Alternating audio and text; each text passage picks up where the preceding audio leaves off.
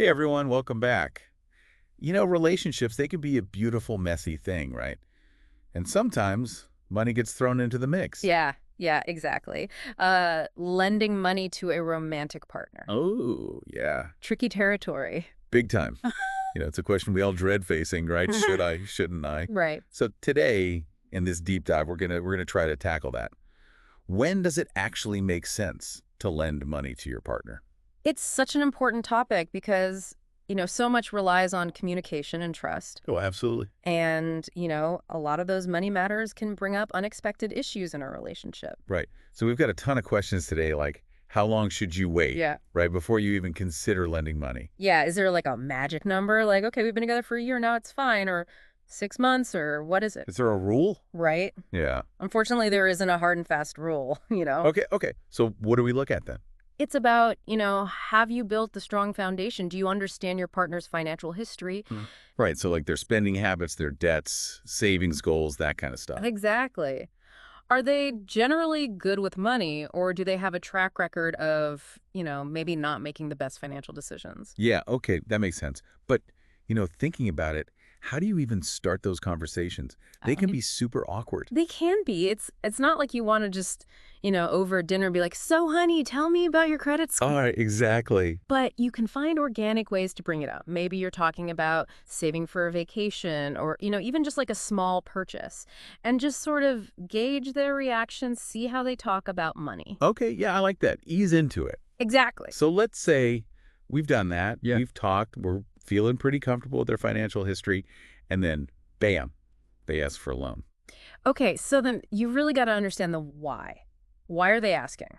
Okay. Yeah. Is it a one-time emergency situation? Medical bills, car broke down, something like that? Or is this becoming a bit of a pattern? Right. Yeah. That's a big red flag to watch out for. If they constantly need bailing out, it might be a sign of deeper financial problems. Okay, so what are some of those like red flags? What should we be looking for? Well, think about it. Anything that makes you question their financial judgment, are they always Hmm. overspending? Do they have like a ton of unpaid debts? Right.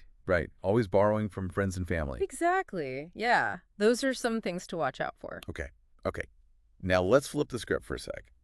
What if I'm the one who needs the loan? Ooh, that's a good point. What questions should you ask yourself before even approaching your partner? Right. I think first and foremost, do you absolutely need this loan?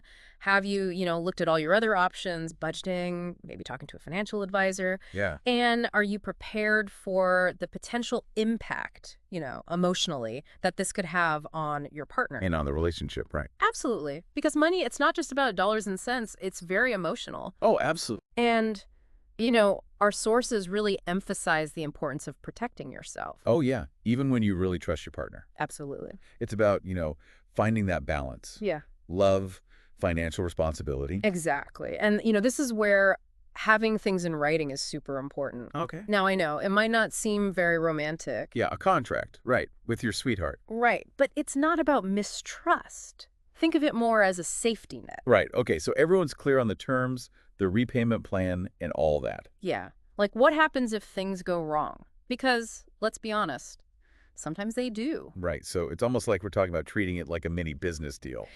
In a way, yeah. But, that can actually be really good for the relationship long term. Okay. How so? Well, because it prevents misunderstandings. It protects both of you from any resentment. Okay. Yeah, I see that. You can find those sample loan agreements online too, just to get an idea of what to include. Exactly. And I think this brings us to probably the most important rule.